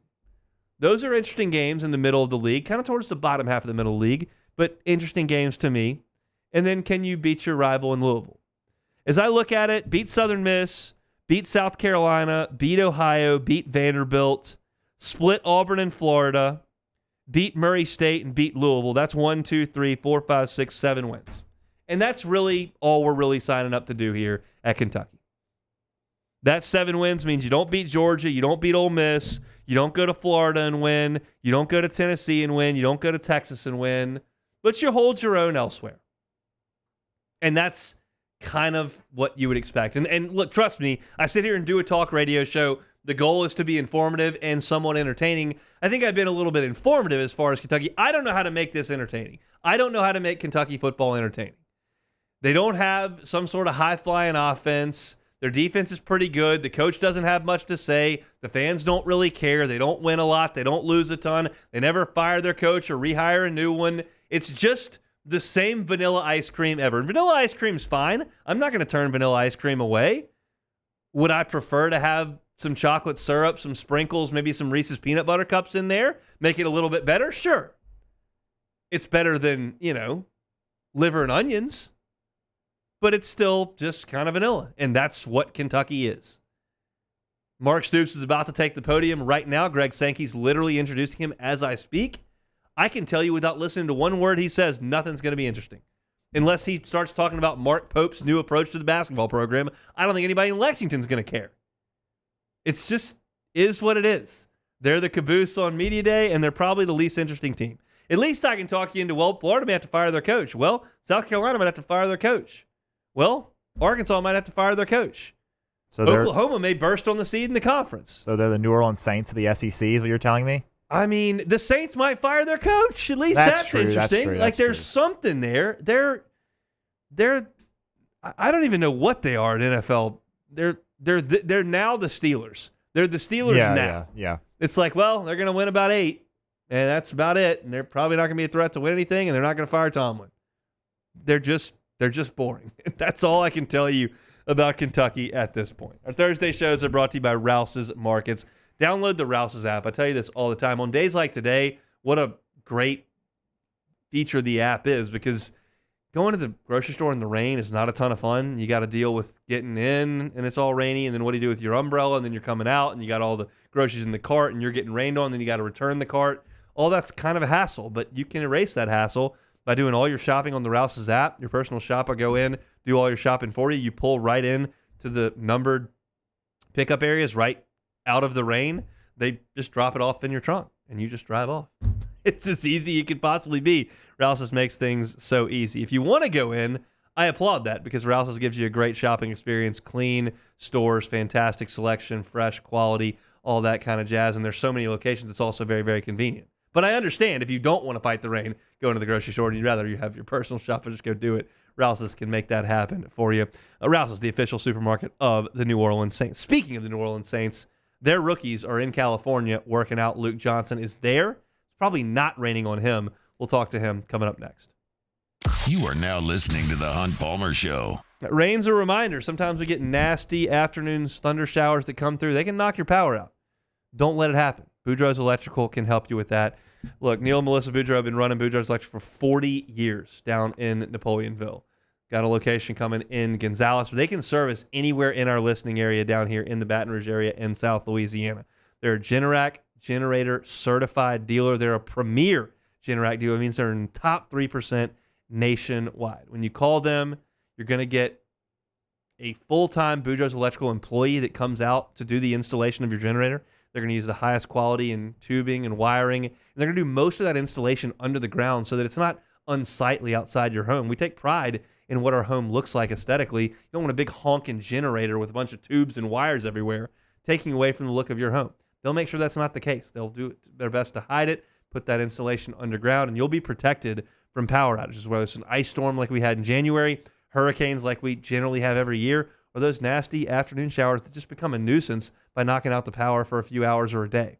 Prevent that and give yourself the peace of mind that comes by my friends at Boudreaux's Electrical. They're online at boudreauxelectrical.com. Give them a call at 985-397-1562. It's Boudreaux's Electrical Services. In times of need, get a full list of phone numbers, websites, and other important emergency information on the Demco Stormwatch page at 1045ESPN.com. Érase una vez un Infinity, diseñado para despertar tu imaginación y desafiarte a soñar, con 3 lujosas filas de asientos. El totalmente nuevo Infinity QX80 de 3 filas.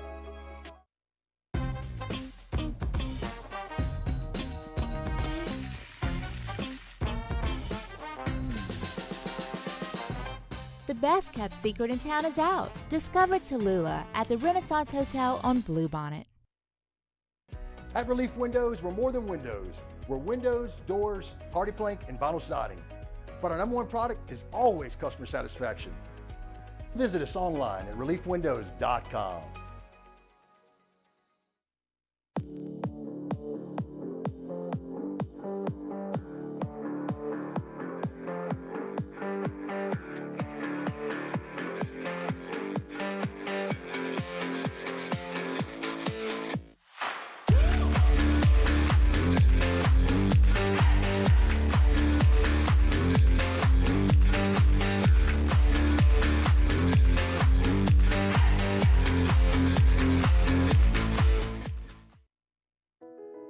I've been doing business with Luba for 25 years.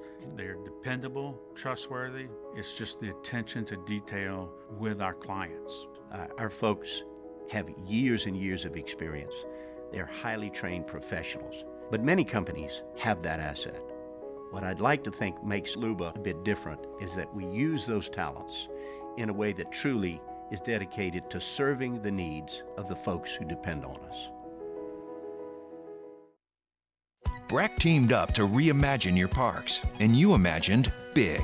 With your help, we went to work, creating 12 beautiful community parks across the parish. A family-sized water park, miles and miles of trails, and parks just for your dogs. There are more places to splash, to explore, to run wild, and even soar. You imagined, we delivered. Gold. Breck, your #1 park system in the nation. Electricity is all around us, and our families depend on it. Every day is sparked by the power of a cold drink or a warm meal, a movie night, and a comforting light at the end of a dark hallway. From sunrise to sunset, playtime to bedtime, our team is ready to take care of your electrical needs. Even in the case of an after-hours emergency, the light in your life shines brighter with Mr. Electric. Gulf Coast Bank and Trust is giving our customers the power to bank anywhere, anytime during this challenging event. And we're right there with you. Our mobile banking app is a Matt Moscona inviting you to join us for Thursday's AFR. Final day from Radio Row at SEC Football Media Days. Arkansas, Auburn, Texas A&M, Kentucky all take their turns. We'll have it covered for you 3 to 6. 104.5 ESPN Baton Rouge.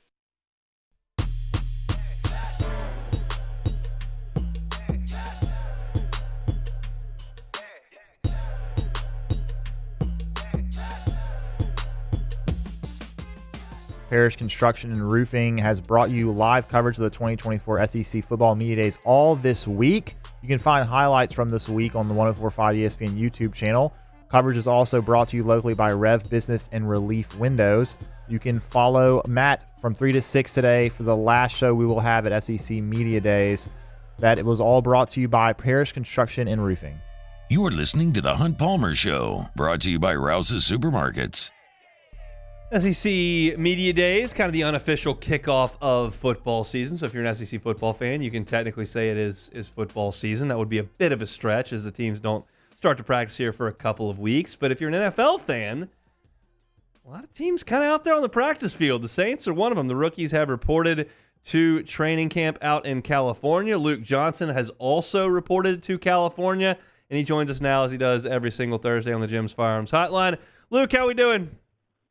Good. I don't actually report until next week for training camp. But, you know, I'm sitting here in a rainstorm for what feels like the 20th consecutive day and looking up the weather in Southern California where it's like 82 and sunny every day for like the entire extended forecast. And, yeah, I'm looking forward to it, man. I'm looking forward to getting out there. You have some cohorts out there currently? No, they don't have any. The rookies reported they don't have any like open. They never do open practices for the rookies. So, Okay. So I think it'll be Wednesday of next week will be when they have their first official team practice. Sounds good to me. Let's talk about some of those rookies. Your expectation for Taliesin Fuanga in his first training camp and first season as a rookie. Well, look, I think the fact that the Saints have very confidently just stuck him out at left tackle and said like this is it. That's what you're going to be. I think gives me confidence that he'll be able to kind of hold his own out there. I definitely think there are going to be growing pains for him, though. Like it's probably unreasonable to expect somebody who had played his entire college career on the right side to come in on the left side in the NFL, where you're going up against some of the best pass rushers you're going to find on planet Earth, and to just dominate from day one.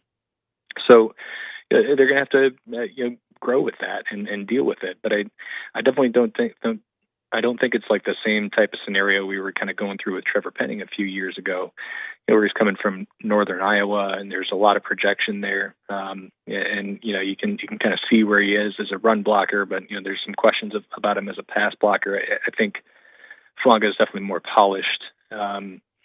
He's definitely going to give you a little bit more in both aspects of it, even though he's probably a little bit more developed as a run blocker right now. I think everything that we've seen from him has just said that he's going to be a good player from day one, and we'll see how long it is before, or if he ever gets to that really great player level. But I think everybody feels really good about him. I hate to frame a lot of questions like this, but the situation is the situation. I'm curious how willing you think that Dennis Allen and the staff are to endure growing pains when growing pains could mean turnover in the organization. Like, I feel like it would be negligent for me not to kind of juxtapose those two things together. No, I mean, look, that frames a lot of the questions about this team this year, right? I have a really hard time envisioning the Saints having the same type of season they've had the last couple seasons or worse, and there not being people losing their jobs here. The conversation was growing louder toward the middle of last season, and it kind of staved it off with a strong finish to the season. But this is a results-oriented business, man, and he's gotten probably a longer leash here than he would in a lot of other places. This is a type of place that really kind of cherishes the continuity that it's had, and they all kind of view it as a family, but like. You got to get the job done. So, I mean, that frames a lot of the discussion around the team. Like, how willing are they going to be to let Trevor Penning struggle? How does the front office want to extend players when they don't really know what the future is beyond this year? There's just a lot of different ways you can look at this and wonder. Especially considering the really difficult start to the season that the Saints have schedule-wise. It's kind of imperative on them to get off to a good start, because if not, like the conversation is going to get really, really hot around New Orleans and specifically Dennis Allen.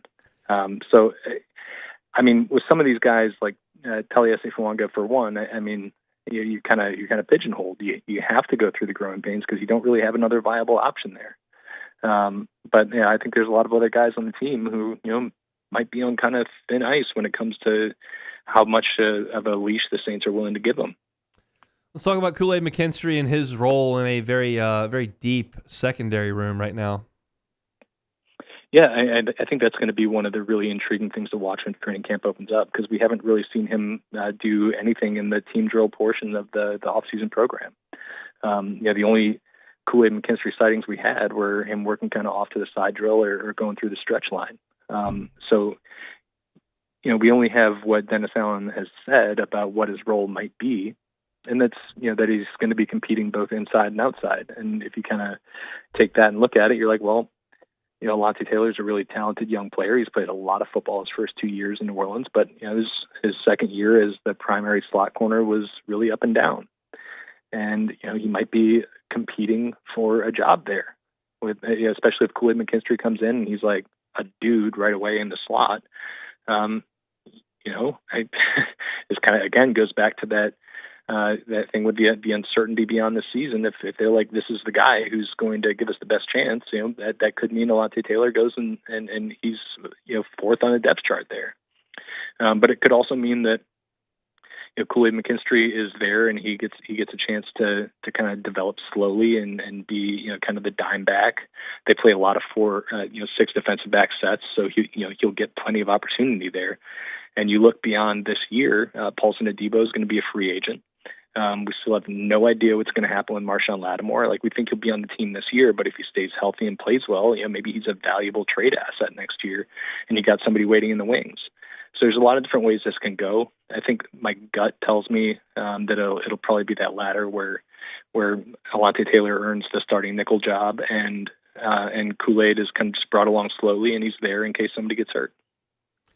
Let's talk about Bub Means, who the Saints took in the 5th round as a wide receiver. He's on the non-football injury list, but we're told it's not supposed to be significant, and he shouldn't miss a ton of time. Is he a guy you think could make the team?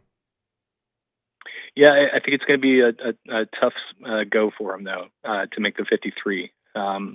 We saw A.T. Perry make it last year. I think he was a 6th-round pick and really didn't play for 9 weeks or so. They just kind of treated the early portion of the season as kind of like a mini red shirt for him, and then brought him in when he was ready. I think you could see kind of a similar path for Means, but in this new offense, I mean they're going to be asking their receivers to do a lot of blocking, especially receivers who aren't named Chris Olave and Rashid Shaheed. So he's going to have to show some willingness and ability to kind of do the dirty work to make the 53, because they've got, beyond those top 2, they've got like a big bunch of guys who you could see potentially making the roster. Cedric Wilson, I think, is a fairly safe bet. He's a guy with NFL experience. He's the only free agent they signed this offseason to a 2-year deal. Equinemius St. Brown had a pretty good offseason program, and he's a guy who's probably ahead of the other guys as a blocker. A.T. Perry really flashed last year when he was given the chance.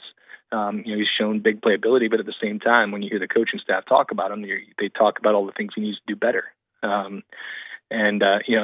This kid, Mason Tipton, the undrafted free agent from Yale, I mean, he was getting some run with like the second team. I think they clearly like this guy. So there's a lot of different kind of ways that receiver room can shake out. And I haven't even mentioned Stanley Morgan yet, who, I don't think he's going to contribute as a receiver, but considering the new kickoff rules and all the importance placed on special teams this year, he could have he could earn a roster spot that way. So it's going to be a little bit of an uphill challenge for him, and he's going to have to show that he can be more than a receiver at the next level in order to make that 53. Speaking of undrafted free agents, Dallin Holker, the tight end from Colorado State, is a guy that we've heard a lot about. What are the odds that he makes it through camp in some capacity? I think really good. I'm not ready to say he's going to be on the 53 yet. Right. I think if he is not on the 53, he'll definitely be on the practice squad if they can sneak him through and another team doesn't want to sign him to their active roster. But the stuff you did really well at Colorado State, you could see, right? He's really good with the football in his hands. Strong hands, runs good routes. He's got good speed. But he's undersized. And, again, this is like kind of similar to the conversation we were just having about Bub Means. Like, he's going to have to show he's more than, that one really exceptional trait that he has. He's going to have to prove he can block at the NFL level. Like, it's really important in this offense that he's able to do that. Everybody wants to be George Kittle. And George Kittle's really great with the ball in his hands, but he's also like one of the best blocking tight ends in football. So Holker is going to have to show he can do that in order to make their 53. And the kind of uncertainty about Juwan Johnson and his health after the foot surgery, it kind of clears up a little bit of a path for him. But if he can't show that they can rely on him beyond being a pass catching option, then it's going to make his path to that active roster a little bit tougher. Take a deep breath. You don't get to come up for air until February, I don't think. So we'll talk to you next week from out in California. It's time to get going. Yeah, man, I'm really excited. I'm so sick of just like talking about what might be. Yeah. It gets to this every year where I'm like, I'm looking forward to the off season. I get to hang out and not do anything, and then by like July, I'm absolutely champing the bit. So let's go. Let's do it. We shall. Safe travels out to California. We'll talk next week, Luke. Thanks, buddy. He's Luke Johnson, Saints beat writer for The Advocate, covering the black and gold. Rouse's, the official supermarket of the New Orleans Saints. If you're looking for Saints content, you can find it on YouTube. Hunt on Saints is our Saints channel. We'll talk Saints every single day moving forward now that they have reported and they've got stuff going on out there. And Luke and a ton of Saints media members will be headed out to California here in the next couple of days to get things rolling with the black and gold. We got one segment left to go here on this Thursday edition of The Hunt Palmer Show. You are now listening to The Hunt Palmer Show. One Bath and Closets. OneBathAndClosets.com is the website. David Duvall and his team, 30 years redesigning and remodeling bathrooms and closets. I tell you this all the time, but it doesn't have to be a full-scale brand new bathroom. They can do that and be the only call you make. You don't have to call 4 contractors to get that done. You call one. David Duvall in One Bath and Closets, and they do fantastic work in that perspective. But it's something simple like a tub-to-shower conversion. You don't use your tub. You don't have a 2-year-old that takes a bath every day. You don't take baths. You got a dirty, dingy tub that you don't use. Take it out, put in a gorgeous glass walk-in shower. It changes the look of your bathroom. It changes the functionality of your bathroom. It adds value to your home. And David Duvall and his team can get it done for you. If you're worried about pricing, they have financing options over at One Bath and Closets. Get the free consultation. You don't have to worry about the price of that. And at that free consultation, tell them the Hunt Palmer Show sent you $1,000 off of your project. It's David Duvall and his team at One Bath and Closets. Check them out online. Get the free consultation. Get the quote. OneBathAndClosets.com. Get the 104.5 ESPN Baton Rouge app powered by Bayou Ford and tap the microphone icon to send us your thoughts in an audio message. Your message could be played on air during Off the Bench with Esther and T-Bob, The Hunt Palmer Show, and after further review with Matt Musco. Elevate brand visibility, ignite customer engagement with the power of radio and digital advertising combined. Guarantee Digital Media brings the two together as a trusted media partner in Louisiana for nearly a century. Claim your free digital audit at guaranteemedia.com. Hey, it's Matt Moscona. For years, you've heard me tell you about Insurance Network of Louisiana, helping you find better coverage for less money. But it's not just for your home and auto. They also offer commercial property. So, retail stores, professional offices like doctors, dentists, attorneys, clothing boutiques. Insurance Network of Louisiana can find you better coverage for less money. They service the entire state of Louisiana, and they're local. So call today at 293-0450 or lainsurance.net. Farming is a way of life for us. It's not something we get up in the morning and dread going do. It's just something we go to bed at night looking forward to getting up to go do. John Deere equipment is what we as farmers strive to have. It's in your blood, it's in your veins. It's just a part of who you are. Green is what we want to be in. The other tractors were acquired to patch it up to get to where you want to be. Where we want to be is in John Deere. Flip the switch and learn more about what it means to be powered by sunshine at sunequip.com. Jerry and Benny Payne began Central Plumbing Company out of their driveway in Tanglewood subdivision. 50 years later and 4 generations down the road, we continue to serve Baton Rouge and the surrounding areas for all of their plumbing needs. Residential, commercial, industrial, or hospitality, Central Plumbing is here 24/7, 365.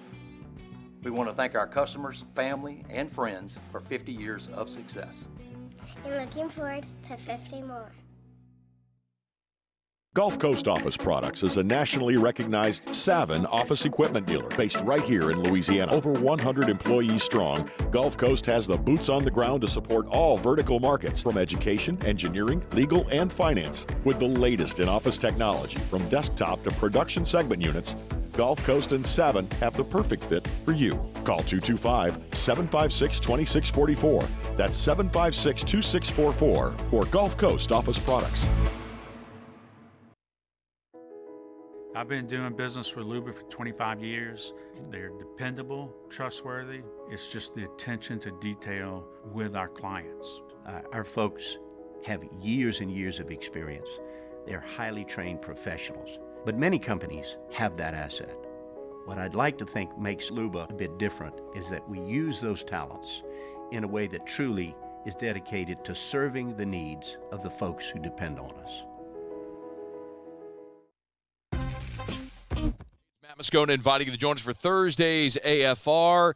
Final day from Radio Row at SEC Football Media Days. Arkansas, Auburn, Texas A&M, Kentucky all take their turns. We'll have it covered for you 3 to 6.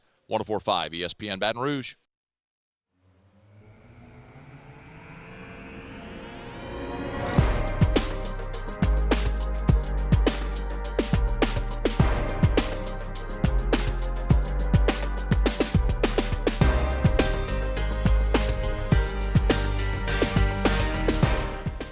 .104.5 ESPN Baton Rouge is giving you the opportunity to win $2,000 a day with our 2K a day summer cash giveaway. We've got 3 more keywords left this week. We've got another one at 4:35 today, then tomorrow at 8:35, and then again at 4:35. So that will be the last one.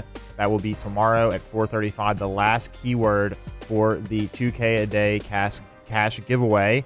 That there it is. I almost made it. The 104.5 ESPN Baton Rouge 2K a Day Summer Cash Giveaway is presented by Citizens Bank and Trust. You are listening to The Hunt Palmer Show, brought to you by Rouse's Supermarkets. I feel like Billy Madison. The kid can't even read. Yeah. All right, the postage stamp, the 8th hole at Royal Troon, is the shortest hole in major championship golf. Let me give you some results from the shortest hole in major championship golf. I think actually Pebble Beach still has. I think I think it is still the shortest. Open Championship. So as opposed to number 7 yes. at Pebble. But here's how some really noteworthy players played said postage stamp today. Rory McIlroy, top 5 player in the world, made a double bogey. Colin Morikawa, been playing great, Open champion, made a double. Jordan Spieth, one of the best wedge players of this generation, made a bogey. Wyndham Clark, U.S. Open champ, top 20 player in the world, made a double bogey. Ludwig Over, double bogey. No, sorry, he made bogey. I don't know who that is. Let's see. I don't know who that Nike hat is. But Henrik Stenson played one of the greatest rounds in the history of Royal Troon, out-dueling Phil Mickelson. He made a triple bogey today.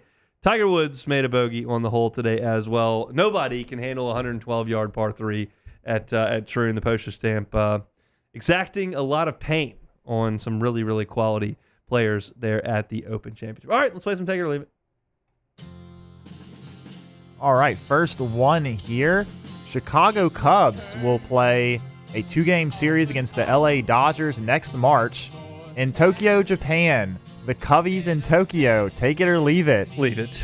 I think that's great for Seiya and Shota. Great. Seiya and Shota. Seiya and Shota. That's great for them. I don't need the team flying across the world, playing 2 games, coming back, playing spring training games. It's not that bad. Come on, I just don't need it. I don't need them going to London. I don't need that either. I think growing the game, Hunt. Yeah, grow the game. That's great. Love to grow the game. How about we grow the game at Wrigley? Well, although I don't really know that there needs to be much growing of the game in Japan. I think they kind of got the hold of it. I think they like baseball. Got the hang of it pretty good. We take all their good players, which they're probably not thrilled probably about. Not. I'm sure that those two will have a great time, and I like those two guys, and I hope that they play great there, and I hope that we beat the Dodgers by 1 billion.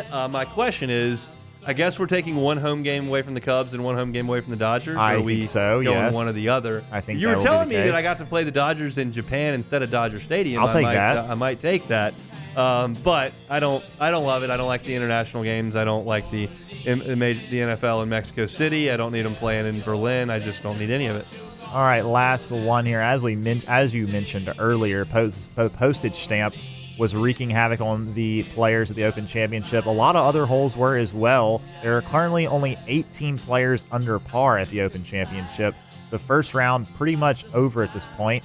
The winning score will be less than 10 under. Take it or leave it. I'll leave that. I don't know exactly what the forecast is, but I do know that it's rained enough that it's going to be really soft. It has, but I did also look at the forecast for the next few days. It will be windy, so there will be some wind. Although, yes, it will be softer. The wind will pick up, though, I think, so that will also be a challenge. One of those freaks in nature will go out there and get it, and they'll just go nuts, and they'll shoot 12 or 13 under. I feel like they're just so good, and those courses aren't that long, and the greens are pretty slow, and they're not going to give them a lot of trouble, and somebody's going to put on a ball striking display with their irons, and they're going to make some putts, and they'll go get it. I don't know who that's going to be. There have been some interesting scores today. You've seen some guys eject from the championship. I think Bryson and Rory have kind of shot themselves out of contention at this point, but there are still some really good players in contention. I wouldn't mind seeing JT go get an Open Championship. I don't dislike Shane Lowry either, so we'll see who runs that thing down, but I think it'll be better than Xander's still in there. Really got a good very chance. much into it, very much in it as well. He's another great iron player. So I'll be fired up to watch it for sure. There's not a ton of sports going on at this point in the calendar. Cubs back in action tomorrow finally, and the Open Championship this weekend. So we'll take that and we will run with it. All right. Matt's going to close things down from our coverage of SEC Media Days from 3 to 6 here coming up. Today at the podium making their rounds have been Kentucky, Arkansas, Auburn, and Texas A&M. I broke all 4 of those teams down. Some I find interesting, some not so much. But if you find them interesting, you can go check them out on demand at 1045ESPN.com's On Demand tab. All of our shows are archived there each and every day in their entirety. It's Off the Bench, it's Live at Lunch, Hunt Palmer Show, AFR, all there on the website. You can also find us wherever you find your podcast, whether it's Google, Apple Podcasts, Spotify. We're always there as well. Search Hunt Palmer Show to check it all out. We opened the show talking about DJ Pickett and his commitment to LSU. That segment's going to be up at Hunt on LSU on YouTube. Really, really great job by Corey Raymond and the LSU staff to get that commitment. Now the question is, can they keep that commitment until signing day comes up in December? But a big, big get for LSU in the defensive backfield position that they absolutely had to have it. I broke that down at the top of the show. Then Texas A&M, then Auburn. Gave some LSU baseball news. A couple of Aggie flips to Jay Johnson's program yesterday. That was a great day for LSU. We broke that down at the end of hour number 1. Arkansas and Kentucky in hour number 2 before we chatted with Luke from what I thought was California. It turned out being from New Orleans. We'll talk Saints every single day moving forward as they have reported to camp out in Cali. You can catch all our Saints content at Hunt on Saints. So Matt's going to go from Radio Row at the Omni in Dallas as things close down. They'll be back in action tomorrow from Baton Rouge. We'll do the same thing, same time, same place. Have a wonderful Thursday evening. Try to stay dry, stay safe out there. We'll see you tomorrow. Our Thursday show is brought to you by Rouse's. It's the Hunt Palmer Show.